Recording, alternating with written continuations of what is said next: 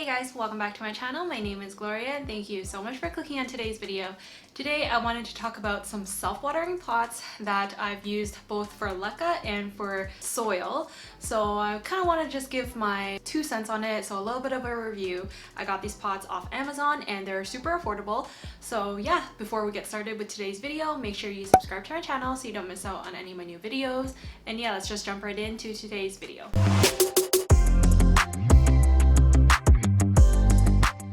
Okay, so I'll show you guys the 2 plants that I have here today and the pots that they're currently planted in.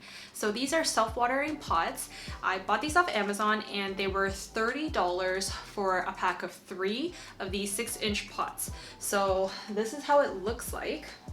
They're just plastic pots with a plastic top part where you put your plant in with its medium, and then bottom over here is where the water reservoir goes, and it comes with one single wick.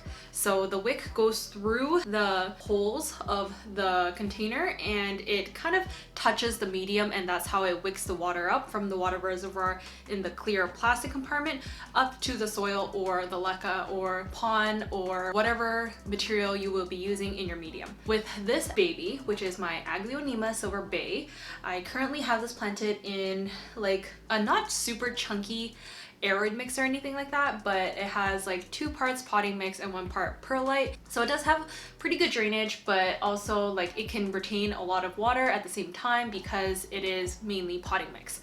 So if I were to use full potting mix, I think it would probably kill my plant because it would just keep it way too wet. I do want to talk about this plant pot because it's kind of the first one that I've tried. I literally scoured the internet trying to look for a good planter that was big and also could accommodate leca. So with leca, the thing is you need to be able to take out the container so that you can flush the leca so that it doesn't grow like, you know, gross mold or algae or any type of whatever bacteria. And you don't really technically need to do that with like soil or arid mix. You don't have to flush it if you don't want to, but with leca you really do have to. So the first self-watering pot that I actually got, there was no inner compartment where I could just like take it out so that I can flush it. But with this one, you actually can detach the bottom piece. So this little water container, so that you can take it to the sink and just flush it, and there's holes at the bottom so the water can just run out and you can clean your leca that way, which is really good. The thing with this is that there is quite a difference in the wicking ability for soil versus for leca. So my other plant that I have planted in these 6-inch pots is my Gloriosum. So this is my, you know, sad Gloriosum because it was hit with thrips over the summer and it's still honestly recovering, so that's why my other leaves have died and this leaf is really freaking ugly. But it actually grew a new little baby leaf, so I'm not super mad about it. And this leaf grew while it was in this container, so I mean it's clearly doing something, but there is some adjustments that I made to this pot. I would say that the wick that comes with these planters are not really good at wicking water up when you're keeping your plant in leca. So there is a huge difference, as I was saying, with the soil plant, my Aglaonema versus my Gloriosum in leca, because the plant that's literally in soil, that one, it actually stays super moist and it wicks up the water so quickly. As you can see, there's not much water left here, and I've filled this twice, meaning this literally wicks up the water at a rate like 100 times faster than the other one, which is in leca. It also does have a lot of roots, so maybe it's just drinking up a lot of water at the same time. But in like a 2.5 week period, I did have to fill it up twice. So this one goes a lot quicker versus this. In about 2.5 to 3 weeks, it literally just drank this little water. It's not great in terms of the wicking power for the little cord that's at the bottom. So what I did with the leca one is yesterday I actually changed it to a different wicking cord that I bought separately off Amazon. So I changed out the cord that originally came with the planter and I used this one instead.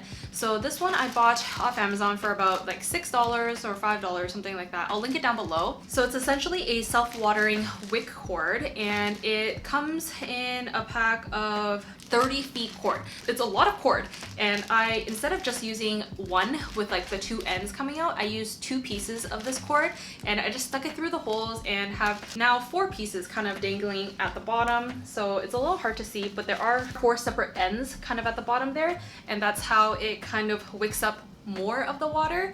And also I think this one, it just does a better job in wicking up water, so it absorbs more water. But if I were to use it with like a soil plant, then I think it would keep the soil a little bit too moist. Even with my aglaonema, I don't fill up the water reservoir right when it gets empty. So even when it's empty, I wait maybe like 3-4 days before I fill it up so that the water can dry up a little bit, because the soil is pretty wet for a really long time and I don't want to risk rotting the roots by having it literally consistently moist throughout its whole like life. So that's what I do with my soil plant versus my leca plant. There are a few disadvantages to these pots. So like I said, with leca you do have to change up the cord so that it wicks it up a little bit better. I also have my anthurium in one of these pots, so in the third pot, and that also had to be changed for the cord so that it can kind of wick up the water a little bit faster, because I found it didn't seem right to wait like 2.5-3 weeks and the water is not even halfway done. So I was just scared my plant wasn't getting enough water and get way too dehydrated. Another thing is, even though you do have the ability to remove the plastic container at the bottom for the reservoir so that you can flush your leca or refill the water, it is really snug, so it's quite difficult to remove it. You do have to kind of like wiggle it around. It might be better to have 2 people, so you have 4 hands on the pot. One pair of hands is like trying to pull up while the other one is holding the bottom really secure so that your plant doesn't tip over or fall on the ground, because I heard that in the reviews and that's why a lot of people didn't like this pot. Another thing is that I don't know if everyone would like the height of this pot because it's quite tall. This white part is the size of a normal kind of 6-inch pot, and then you're essentially doubling the height. So if your space doesn't allow for so much vertical space, then you might not like this pot either. Because there are holes at the bottom, soil or leca, the powder might fall down to the bottom, so it's not going to be completely clear water, if that makes sense. So as you can see, there are like some soil bits kind of like hanging out at the bottom and floating around, so it's not the most attractive. Even with my leca one, even though leca doesn't fall directly through, you can see that there's some like brown bits at the bottom. You're not going to get completely clear water, so it is kind of like unsightly.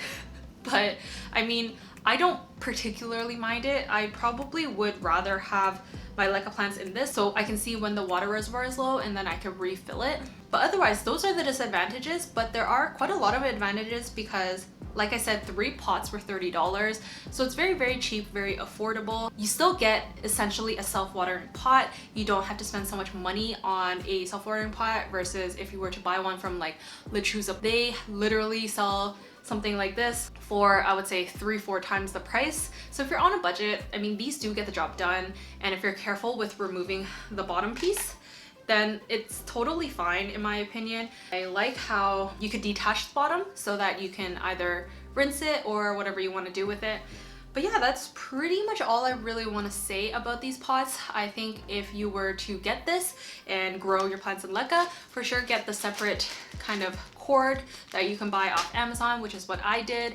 And if you were to just grow it in soil, then it's perfectly fine. You could just buy it and it's ready to be used. Also, it's off Amazon, so you literally get it the next day if you have Amazon Prime. I hope you guys enjoyed today's video and found it somewhat helpful. If it is your first time using some self-watering pots, I think these would be kind of a good idea to start with. I usually like self-watering pots for more like bigger plants. Bigger plants tend to drink up water a lot faster because they have like a bigger root system. Comment down below if you guys have tried these pots before or what brand of self-watering planters you've tried.